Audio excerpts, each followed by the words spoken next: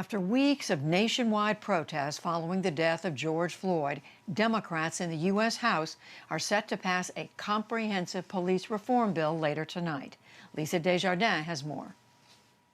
Led by the Congressional Black Caucus, the House bill, named in honor of George Floyd, would create new federal bans on some police practices and make it easier to punish officers for conduct.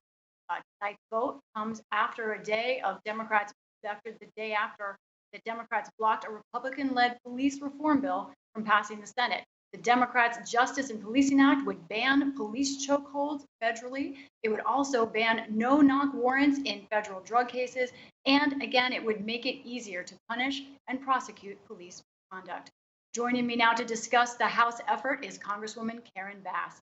She is the chair of the Congressional Black Caucus. Thank you for joining us, Congresswoman. First, tell me about your approach, and also how is it different than Republicans' approach so far?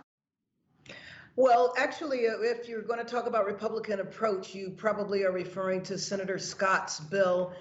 Senator Scott mimics parts of our bill. So he addresses chokeholds, he addresses the federal registry, he addresses no-knock warrants, but he doesn't really have any teeth in his bill, the enforcement piece. So we don't need to study chokeholds. We don't need to have data collection about no-knock warrants. We don't need to have a federal registry that nobody sees. It needs to be public. Chokeholds need to be banned, and no-knocks in federal drug cases need to be banned. You and the Congressional Black Caucus clearly disagree and think that the Republicans in that Tim Scott bill are not going far enough. But you also took the step of urging your Senate colleagues to not even open that bill for debate, even though Republicans were offering the chance to amend that bill in the Senate. Obviously, in the Senate, 60 votes, a bipartisan measure is needed to pass. Why not even begin debate on that Senate bill, which is what you're saying?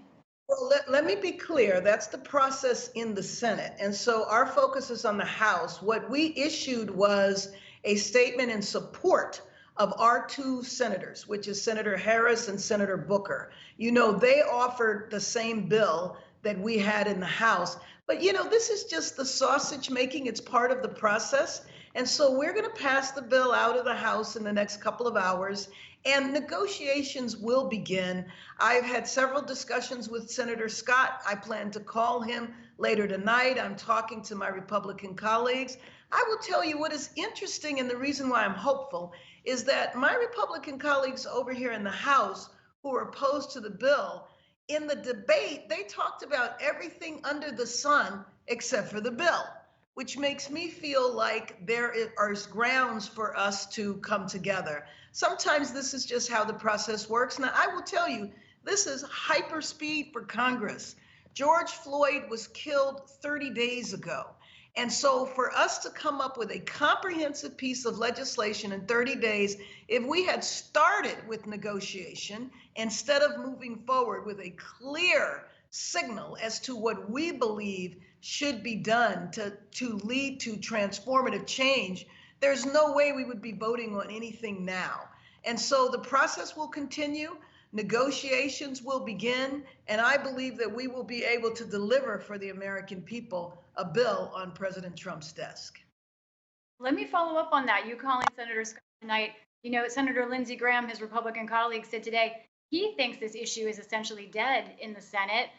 Tell me exactly what you think the way forward is here. Do you think there could be some negotiation?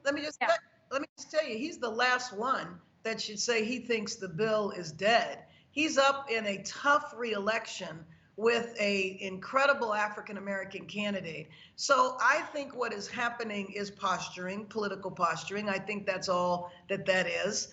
When we come up with a bipartisan agreement, I'm sure Senator Graham will be the first one to put his name on the bill.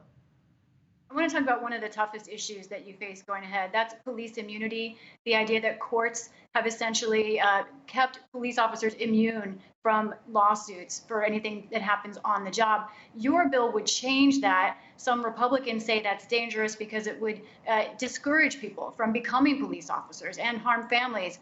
Why do you think that needs to change? Well, let me just tell you, you go back and look at that video of George Floyd being murdered, and that's exactly why I think it should be changed. That officer who took 8 minutes to slowly kill that man, was looking at the camera with his hand in his pocket because he felt he could do that with straight impunity. He did not expect to get arrested. He did not expect to get fired. And that's the mentality that absolutely has to change. You know, I don't believe that good officers want to work with brutal officers. They bring down the profession. So another part of our bill also calls for lifting up the profession with accreditation and national standards. You go get your hair done and your beautician has to have national standards and accreditation.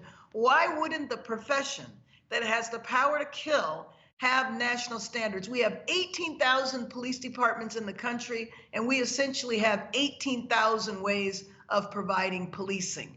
And so that's what we're trying to do. Now, the immunity and the idea that officers could be sued, at the end of the day, in cities where officers are sued, it's the insurance of the city that pays for it.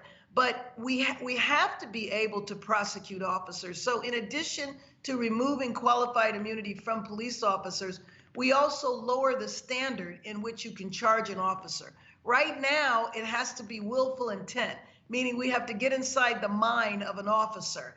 We want to lower it to reckless, so that if an officer, you can be reckless and nobody looks at what was in your mind, you were just reckless in how you behaved.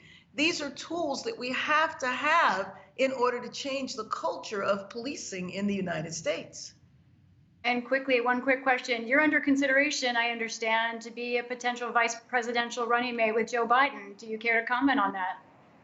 Well, let me just say that anything in that regard needs to be referred to the campaign. I have one singular focus right now, and that is to pass the George Floyd Justice in Policing Act. And I'm so honored and privileged to be able to have the responsibility of working on this right now. Congresswoman Karen Bass, thank you. Thank you.